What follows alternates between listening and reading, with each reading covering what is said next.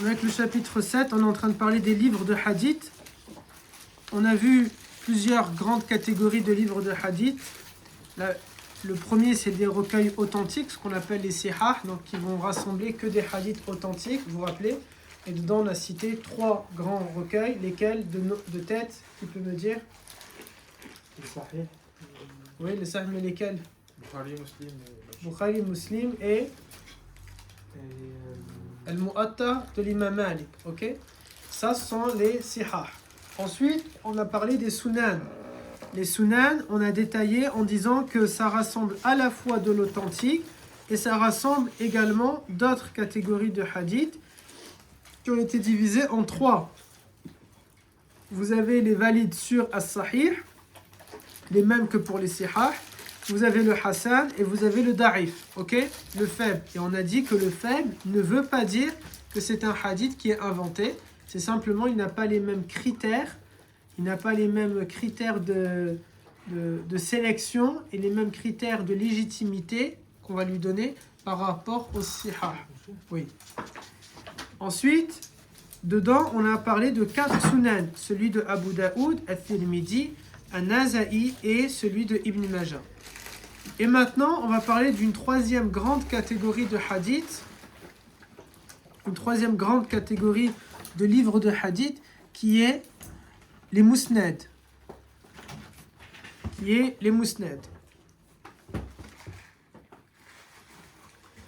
musnad au pluriel et al-masanid pour le singulier.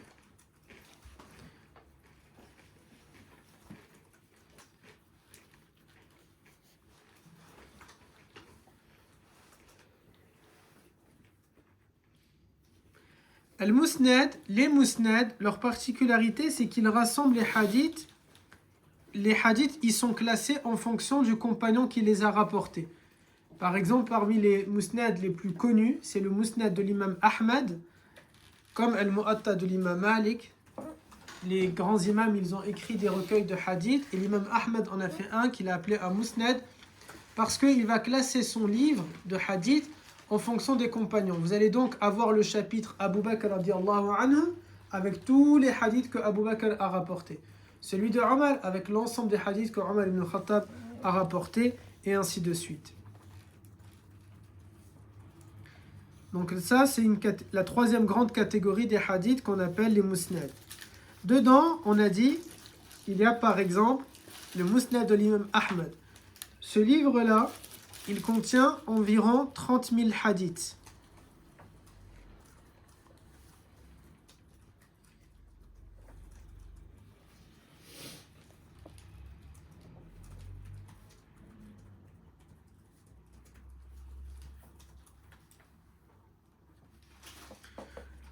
Vous avez aussi bien sûr d'autres musnad qui existent. Par exemple, vous avez le Musnad de Abu Daoud, qui est connu,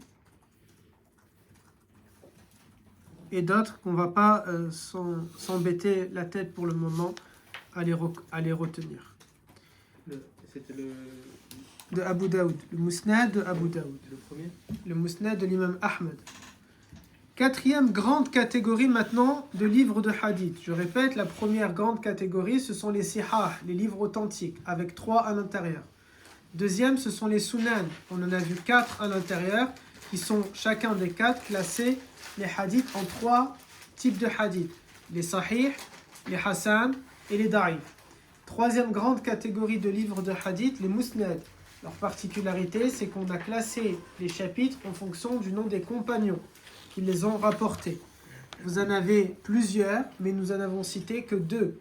Celui de l'imam Ahmad qui est le plus connu et un autre, le Musnad de Abu Daoud. Quatrième grande catégorie de livres de hadith maintenant, Al-Jawami', qu'on appelle en français les sommes. Al-Jawami', les sommes.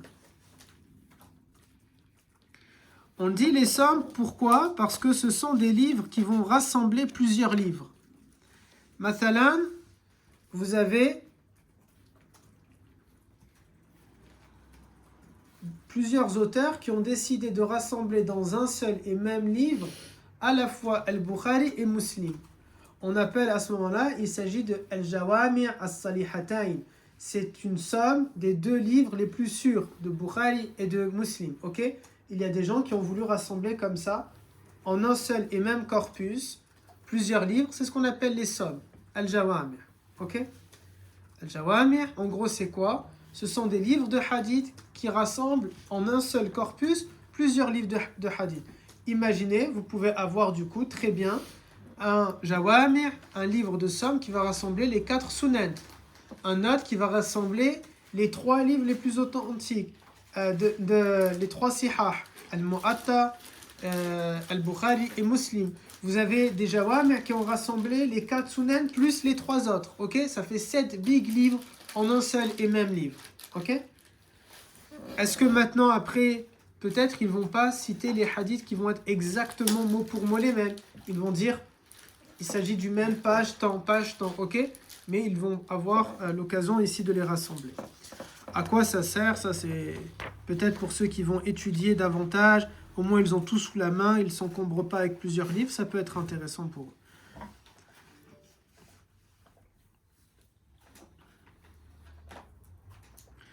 On ne va pas citer des noms de ces regroupements, mais c'est juste pour que vous sachiez que ça existe et que ça veut dire qu'ils ont pu rassembler plusieurs types de livres. Bien sûr, à chaque fois, ils vont dire c'est la compilation de ce livre-là et ce livre-là.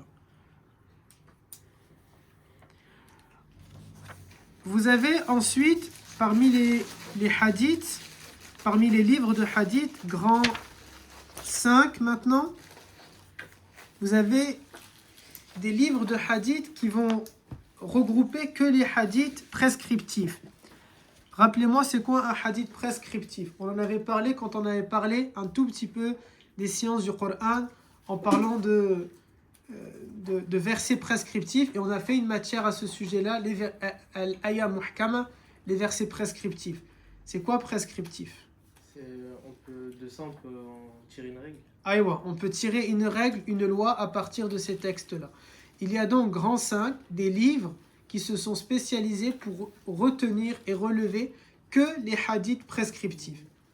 Ça veut dire que, par exemple, un hadith où le prophète, alayhi salatu salam, il va dire, je dis n'importe quoi là, ok, j'invente. Le prophète va dire, je sais pas, j'aime boire du thé. Je dis n'importe quoi encore une fois, ok. C'est juste un exemple sorti comme ça bêtement. J'aime boire un verre de thé. Ici, il n'y a aucune loi à tirer. On apprend juste que le prophète, alayhi salatu salam, aime le thé. Ce n'est pas vrai, ok. Je dis ça n'importe quoi. Ni c'est vrai, ni c'est pas vrai. Le hadith n'existe pas. Mais dans cet exemple-là, il n'y a aucune loi à tirer. Donc, à ce moment-là, il ne va pas figurer dans ces livres-là de hadith. Ces livres-là, ils sont intéressants du coup. Pourquoi? Pour essayer de repérer vraiment les hadiths où on va pouvoir appliquer une règle. Les autres ont toute leur importance aussi. On ne les a pas jetés, ok? Mais parfois, pour donner un cours, mathalan, oustad, il va vous donner un cours. Voilà ce que le prophète nous a ordonné. Ou bien je vais écrire un livre, je vais pouvoir aller chercher dans ces livres-là. Quels sont les versets prescriptifs, les lois que le prophète nous a données, ok? Donc ça, c'est le grand 5. Vous avez par exemple, on va citer quelques livres, parce qu'ils sont importants de les connaître, ceux-là. Vous avez As-Sunan al-Kubra et As-Sunan al-Sughra du grand imam al-Bayhaqi. Sunan al-Sughra et Sunan al-Kubra, ce sont 2 livres. Il a écrit Sunan al-Sughra et il a écrit Sunan al-Kubra. Les 2 écrits par le grand imam al-Bayhaqi. Al-Bayhaqi, il fait partie des grands imams que vous devez connaître quand on parle des hadiths. Al-Bayhaqi, As-Suyuti, Al-Tirmidhi, Ibn Majah, Al-Naza'i, Abu Daoud, tout cela on les a cités, ok? Al-Bukhari, Muslim, l'imam Malik, l'imam Ahmad, tout ça on les a déjà cités, et bien vous rajoutez l'imam Al-Bayhaqi. Donc As-Sunan al-Kubra et As-Sunan al-Sughra. Et ensuite, vous en avez d'autres.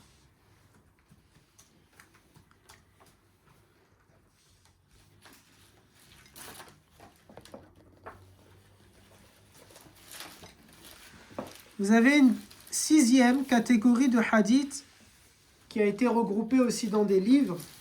Il s'agit de hadiths des livres qui vont relever tous les hadiths dans lesquels le prophète va donner des conseils. Il va essayer de faire de la morale. Il va essayer d'appeler au bon comportement. Il va essayer d'appeler aux belles politesses, à avoir une jolie vie, ok? Tout ce genre de paroles-là, douces, ils ont été aussi rassemblés dans des livres spéciaux. Et vous avez par exemple, le plus connu d'entre eux, c'est Riyad al-Salihin, le jardin des vertueux, que vous devez absolument connaître, ce nom-là, Riyad al-Salihin, qui a été écrit par le grand et immense savant de l'islam, An-Nawawi.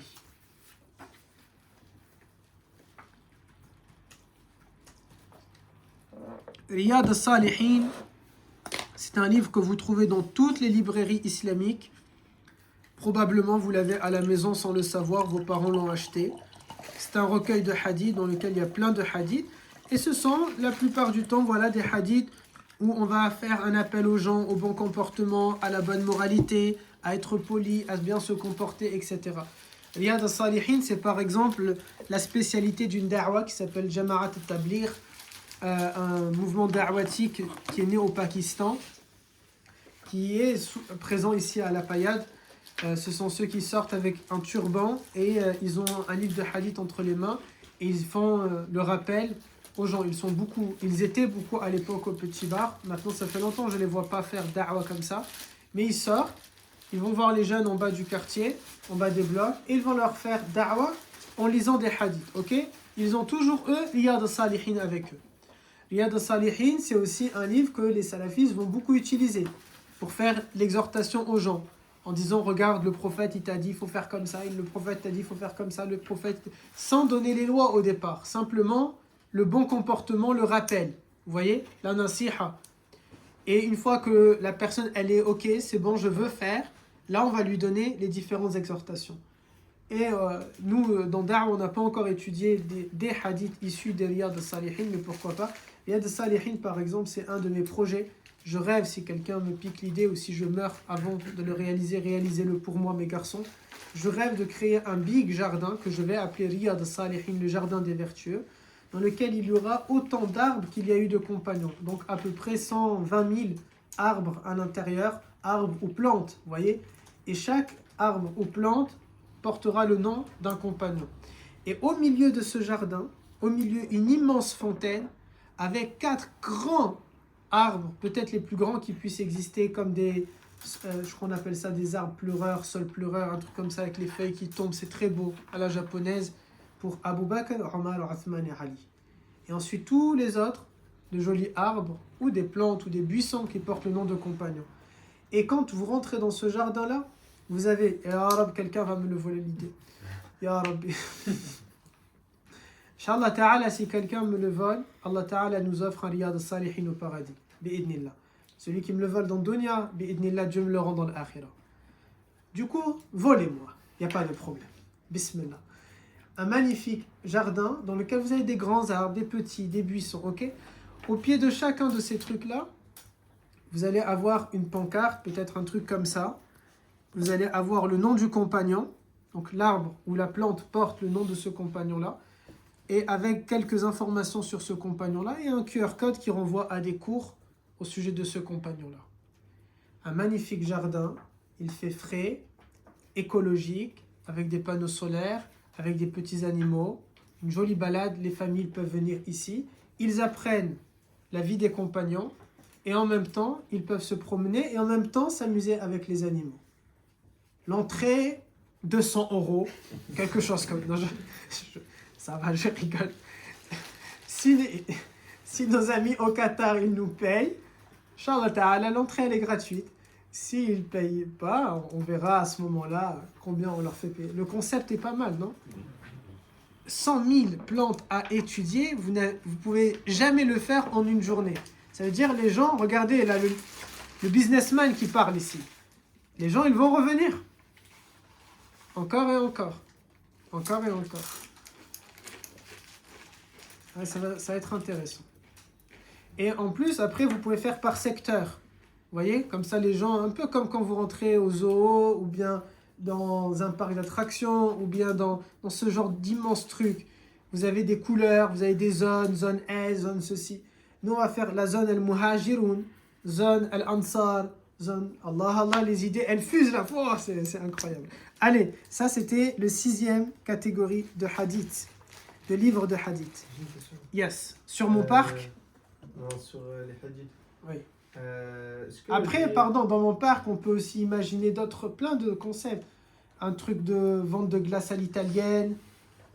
Parce que Galek Ayoub, quand on était à Paris, Galek, je veux une glace à l'italienne. On est à Paris, je veux une glace à l'italienne. C'était de bon. Bon, dis-moi. Est-ce que les écoles ils favorisent une catégorie de hadiths? Non. Les écoles, ils utilisent tout. On utilise tout selon comment on veut travailler avec ça. C'est normal, c'est le chat. Il fait ses griffes, non? Ouais, je fais les feuilles ailleurs. Il les fait ailleurs, il les fait où? Moi, je joue avec les câbles. Ah, c'est pas grave, laissez-le, c'est pas grave. Oui, Votre parc, vous voulez le faire dans quel pays? en France, c'est mon pays. Et à Montpellier aussi? Ouais, à Grabel. En France, c'est mieux, non? Ici à Montpellier, c'est mieux, non? Ouais, je fais ça. Qui va aller jusque là-bas? Moi, Toi? Il y a côté, en fait. Avec la sécheresse, tous les arbres ils vont mourir. Les gens ils vont rentrer, ils vont dire ils sont à l'image des compagnons, ils sont morts. Oui, ok. Après, je réponds à ta question. Non, en France, ça serait beau, ce serait incroyable ici. Ça, ce serait vraiment... Comme ça, même les non-musulmans, ils peuvent rentrer dans le parc, se balader, profiter, voir des arbres incroyables et magnifiques, méditerranéens, peut-être, comme ça au moins ça prend pas beaucoup d'eau parce qu'on manque d'eau maintenant. Donc des arbres, vous voyez, repensés intelligemment par rapport à l'écologie. Et en même temps, ils découvrent c'est quoi l'islam. Ce serait vraiment trop trop bien. Avec des espaces grillades et tout ça, peut-être, je sais pas. Et si on fait ça, vous êtes sûr que les enfants de Madia, ils te chopent la chèvre et ils l'égorgent sur place. Du coup, peut-être vaut mieux pas. Un parc vegan, on va mettre en place, ça sera mieux. Avec des poules, des coqs, des canards. Une biodiversité. Comme ça, imaginez, plus tard, ils disent comme quoi il y a plein d'espèces qui vont disparaître.